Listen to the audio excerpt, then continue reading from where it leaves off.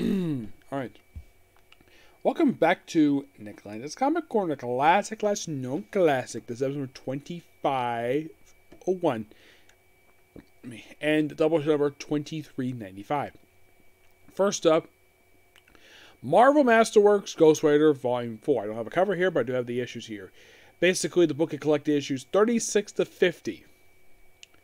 Now, what happens over the course of these issues?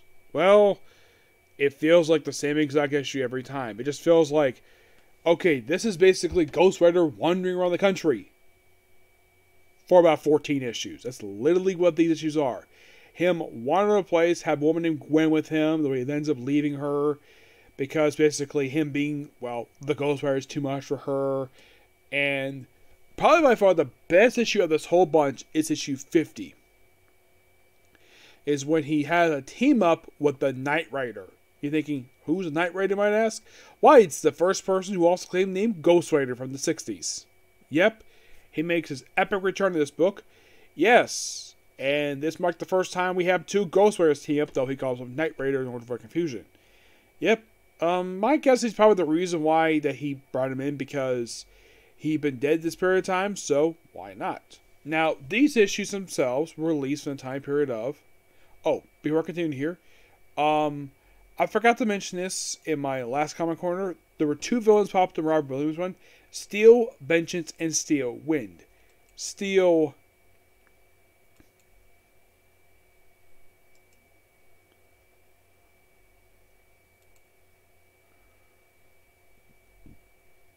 Excuse me. Doesn't know who these two are. These are two old Ghost Rider villains. One who made a debut back in the early 80s. The other one made her debut in the 90s.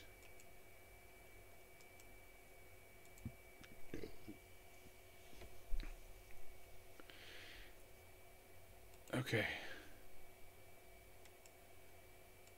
That's not what I'm looking for right there. Okay, Steel Wind is Reiko Tamasura. Yeah, she made her debut in the early 80s, and I will be discussing her in the future. Don't worry about that. Her last appearance, probably appearing in issue 7 and 8 of Ghost Rider Volume 7, was actually back in the final issue of Ghost Rider / Blaze, Spare's Avengers issue 20, which was released in 1994. Yeah, it was 1984. And that Ghost Rider came out 17 years later.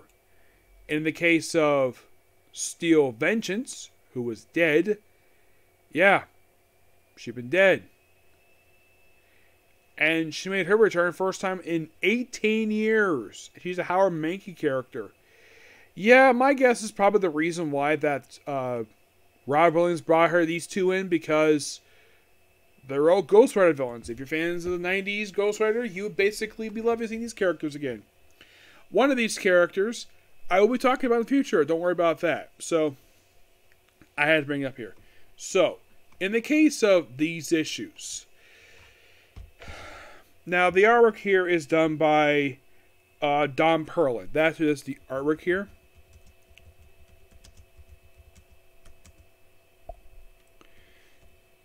Now, these issues themselves came out from the time period of March of 1979, and issue 50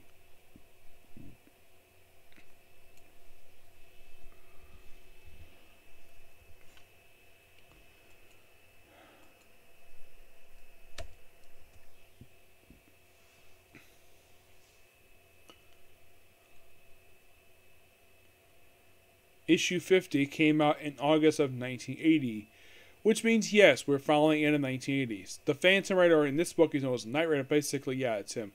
We also have a version of the Tarantula appeared in this issue. Yes, the Tarantula. He's an old Western character. Yeah, it's like, oh, let's have Ghost Rider fight Ghost in issue 50 of the book. Yeah, and prior to this, the last time that he appeared was Western Gunfire's number 7. Which was also the last time anybody saw the Phantom Rider. Yep. Who at the time was a different character. It was Lincoln Slade. Yeah, and he's a very controversial version of the character.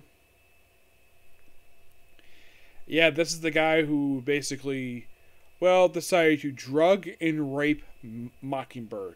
Yes, I'll talk more about this character in the future. Don't worry about that. Yep.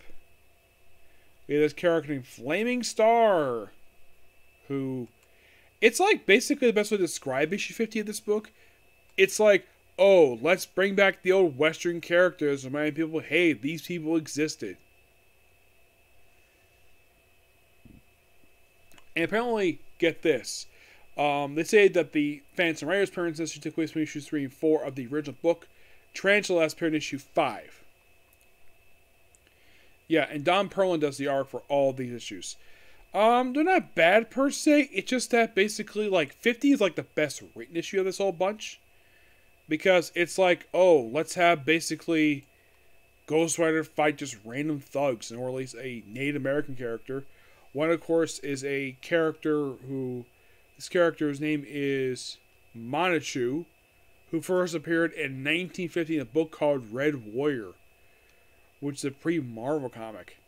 Yeah, let's fight some dead Native American. This, of course, was his first Marvel appearance, this very book. And that was issue 49. And, of course, also a guy named Dalton Cartwright, who was a one-shot vampire. Yes. Because that's kind of in the way what was going with these issues. It's like, oh, let's have the Ghost Rider have these random stuff happen. There's also this guy called Flag Fargo. Yes. There's also his writing stuff in here. Yeah, this guy would appear in issue 45, 46. He would come back a little afterward. He mostly plays the character that exists only in this era.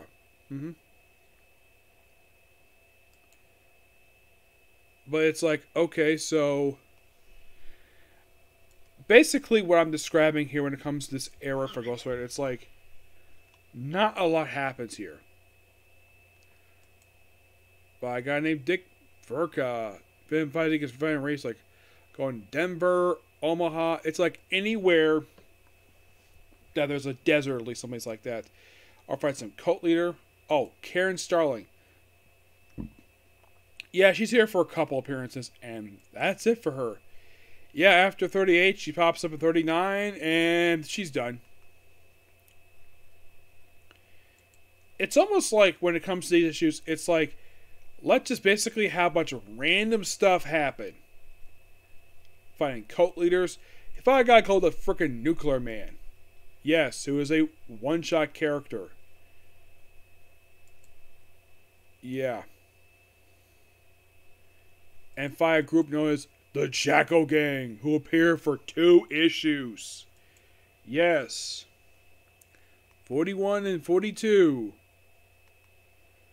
Yeah, and like he mentioned, the best way to describe these issues is basically Ghost Rider taking on random stuff. I mean, aside from like issue 49 and 50, there's not really a lot happening here.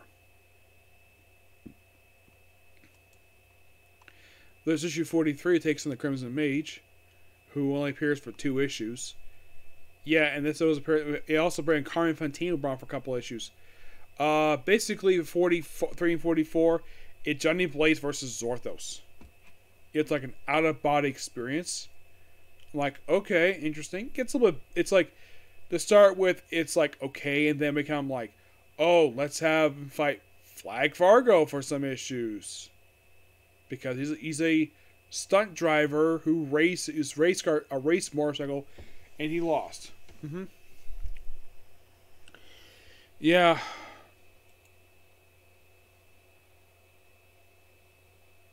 It's like I keep saying, it does become good into issues 49 and 50. Yeah. That's just my opinion anyways when it comes to these issues. I'm going to give these issues roughly a 9 out. I'm going to give these issues a 8.5 out of 10 because it feels like we have a step down from the previous set of issues. Yeah. Alright, now we're getting a lot more interesting here with this book right here. We have Werewolf by Night, the complete collection. Book 1 of 3. Yep. This book collects Marvel's Spotlight 2 through 4. The first 15 issues of the Werewolf by Night ongoing series, along with Tomb of Dracula number 18. Yep. Now, of course, Werewolf by Night is created by Jerry Conway, Roy Thomas. We also have Lee Wein, Marv Wolfman, and Jean Thomas on here too. I think Jean Thomas must have been ex-wife of Roy Thomas. We have in the artwork Mike Plong, Warner Roth, Ross Ardu, Tom Sutton, Gail Kane, and Gene Colan. Yes, the front cover is done by the late Neil Adams. Amazing anime person. Because I keep mentioning every time this is one guy I met a lot when he was alive. Because apparently he loved coming to Comic Cons in this area. So that's why I kept meeting him. There was one time I did not get a chance to meet him because I didn't have money to buy an autograph from him because the autograph was like $50. He did the front cover of this thing with Veronica Gigi, and of course the back cover is done by now late John Miacini, who just passed away just this year. Now, mostly put in the case of these 3 issues. Now, in the case I mentioned Marvel Spotlight, now the first issue is basically all about Red Wolf. Yes, he's in that one issue, and he gets a very brief ongoing series, pops up in Avengers, and he's been cage spin over the years. Now goes where I first put issue 5 of this book. Yep. Issue 5. Basically, in the case of Jack Russell, he is basically a werewolf. And I've kind of talked about some issues already when I talk about the Darkhold stuff. And this is basically a continuous story. Unlike in the case of Ghost Rider, which is, okay, this is actually a great story. I love the Werewolf by Night stuff. I just in awe of this stuff. Now, Jack Russell, when he first started Werewolf by Night, he looked like this. And also, he could not talk when he's in his form. Later on, he does have the ability to speak while he's in his werewolf form. Mostly put, he's like on the run. It's like basically Marvel took a take on the classic Universal Wolfman. Aside from Jack Russell, now I think it's in issue 2, I believe. I think it's issue 3, I think it was, Marvel Spotlight.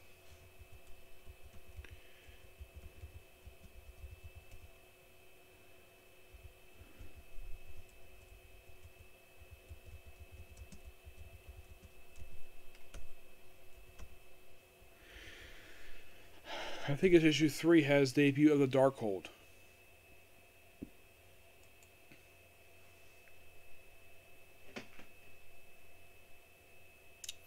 It was actually issue 4, which continued in the opening issue of Werewolf by Night.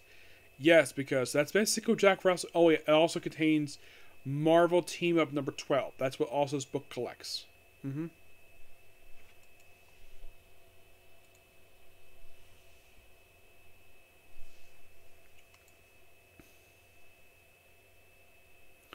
Yeah, by the way, he's here with Lisa Russell. Who is Lisa Russell, might I ask? Lisa Russell is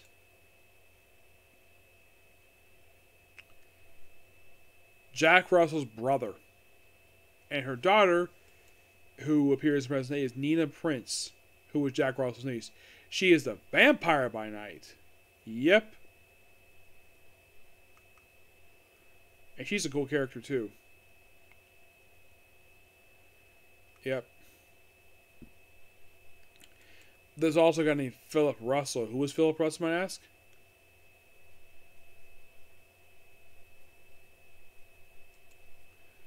Philip Russell is Jack Russell's uncle, but also his stepfather. Yeah. You see, Jack Russell's father is a guy by the name of Gregory Russell, who died in this opening issue.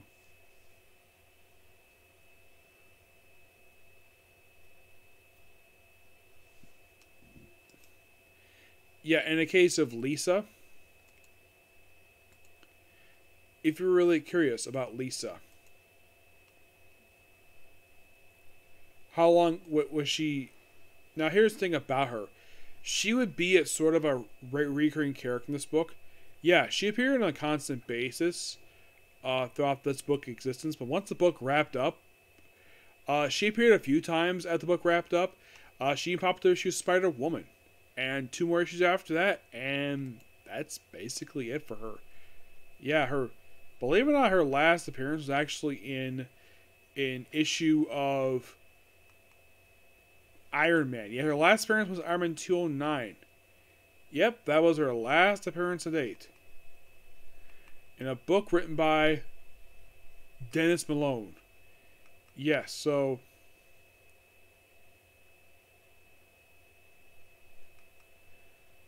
yeah. But these issues themselves are just a lot of fun. Yes, plus I love it where Marvel Team number 12 where Spider-Man teams up with, well, Jack Russell, obviously. Yeah, also this character named Marlene Basinger, who, yeah, they're here mainly because she's here because she wants to study the Darkhold, and plus the cover is just so iconic. I love the covers of this book. Yes. And Q, this trade itself only came out just 5 years ago. Yeah. Now, how the way this trade works is that you have the first 3 issues, you have 3 issues of Marvel Spotlight, 2 through 4, and then you have Werewolf by Night issues 1 through... Now, where does the Martin issue come in? Martin comes in after issue 15, then the Dracula, Tomb of Dracula issue, which actually is a crossover with, of course, Werewolf by Night, which continues to issue 15. Yeah. Now, there are other characters who appeared in the book, obviously. Now, of course, we have the new character, Werewolf by Night, obviously. We have Topaz, a character I believe was out as a lesbian. Yes. Oh, I think it was Jennifer Hale, I think it was. Yeah, she, of course, started appearing in issue 13, and she appeared up until, like, the final issue. Yeah. Though she later on appeared in Doctor Strange after this. She's still very much around. Her last appearance was in the series Witches. Yeah, she comes in with issue 15 of the book. And now in the case of Philip and Lisa, they're here for pretty much the whole series. There's also a guy named Buck Cowan, who's a friend of Jack Russell's. Appeared in the issue Marvel Spotlight number 4, and he is here from his debut. And he's here up until pretty much about the end of the series. And he, like Lisa, appears a few more times after this, and that was it for him anyways. Yeah, it's almost like Marvel had nothing planned for the Jack Russell supporting cast.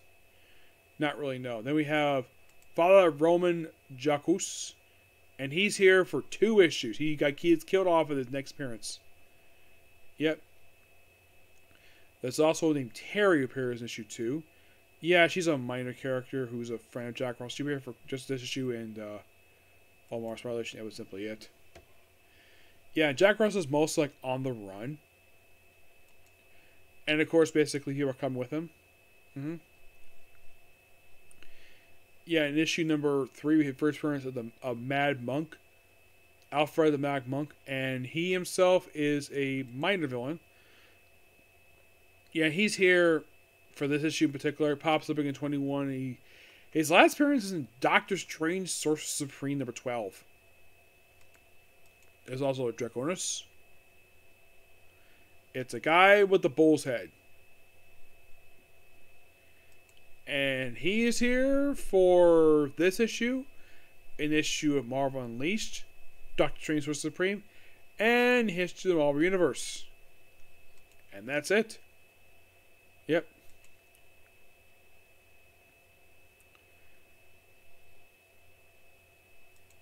I love the fact basically Jack Russell's sister basically appears in this book alike. Basically, well, of course, here's the thing about Lisa. Lisa's not here to be a love interest for Jack. No. Even the writers basically even knew that would be a bad idea. Then issue number 4, we have the first appearance of the Calypso Carnival and Circus. And they're here for 2 issues. They're here for issues 6 and 7. And that's it. Yeah, they're here for quick parter because Werewolf by Night gets captured by them. And they all get pretty much, like, they're all pretty much killed off by the very next issue. In issue number 8, take on Krog. who is a monster who appears for one issue.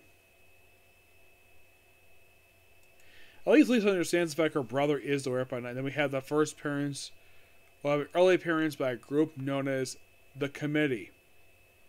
Yes, the Committee. A group of people who later become basically regular villains for Moon Knight. Yep. And they appeared until pretty much issue 33 of this book. They're basically like, they were basically here as recurring villains of Werewolf by Night until around issue 20. They pop up a couple more times after that. And then it became recurring villains Moon Knight. Yep.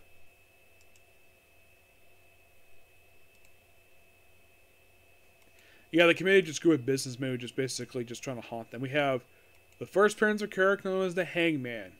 Yep. The Hangman. Who... Excuse me.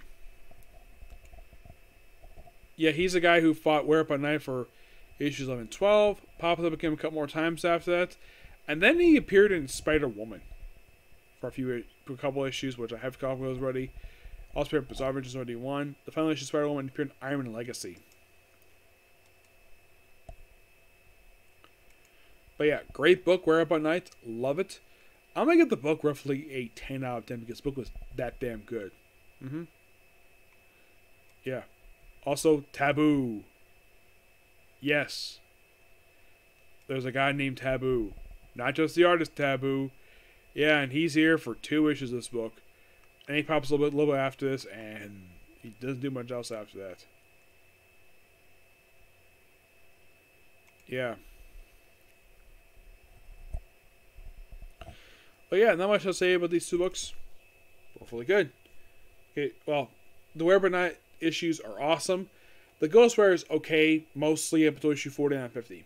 Okay, so that's the specific review. Next up is going to be The Rising of the Shut Here. And that's probably my last video for you. Okay? So, bye.